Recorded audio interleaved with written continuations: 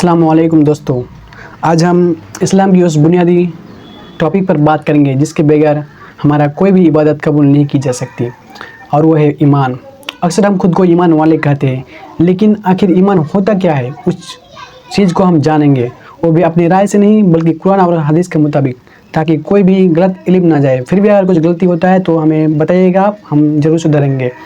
تو قرآن مجید میں سورۃ البقرہ آیت نمبر 285 میں اللہ تعالیٰ فرماتے ہیں کہ آمن الرسول بما انزل الیہ من ربہ والمؤمنین کل آمن باللہ والملائکۃ وکتبہ ورسلہ۔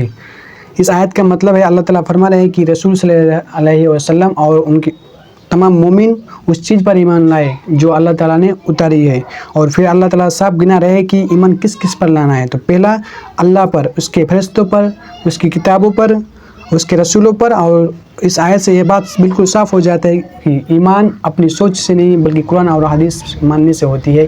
ایمان صرف یہ نہیں کہ ہم مسلمان گھر میں پیدا ہو گئے، ہم نے کلمہ پڑھ لیا، بلکہ ایمان کا مطلب ہے دل سے یقین، زبان سے اقرار اور زندگی سے ثابت کرنا۔ اگر کوئی انسان کہتے ہے کہ میں ایمان والے ہوں لیکن اللہ اور رسول صلی اللہ علیہ وسلم کی بات کو نہ مانے تو اسے اپنے آپ پر سوچنا چاہیے۔ صحیح بخاری حدیث نمبر 50 حدیث جبریل میں رسول صلی اللہ علیہ وسلم نے فرماتے ہیں کہ ایمان ہے کہ تم ایمان لاؤ اللہ پر، اس کے فرشتوں پر، اس کی کتابوں پر، اس کے رسولوں پر اور آخرت کے دن پر اور اچھی بری تقدیر پر۔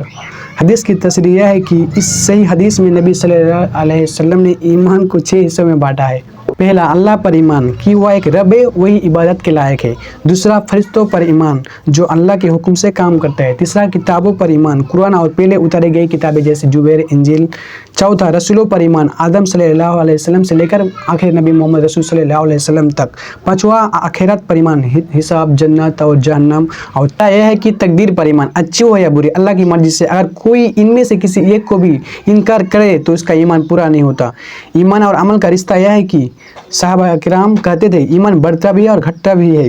نیک عمل ایمان مضبوط کرتا ہے اور گناہ ایمان کو کمزور کرتا ہے۔ اس لیے سچا ایمان وہی ہے جو انسان کو نماز، سچ، امانت اور اچھا اخلاق کی طرف لے جائے بلکہ برائی سے بچائے۔ آج کے دور کے لیے پیغام یہ ہے کہ آج بہت لوگ کہتے ہیں کہ دل صاف ہے بس وہی کافی ہے، لیکن قرآن اور صحیح حدیث یہ نہیں سکھاتی کہ دل کا صاف ہونا ہی ایمان ہوتا ہے، بلکہ اللہ اور رسول صلی اللہ علیہ وسلم کی بات ماننے سے ثابت ہوتا ہے، نہ کہ اپنی سوچ سے۔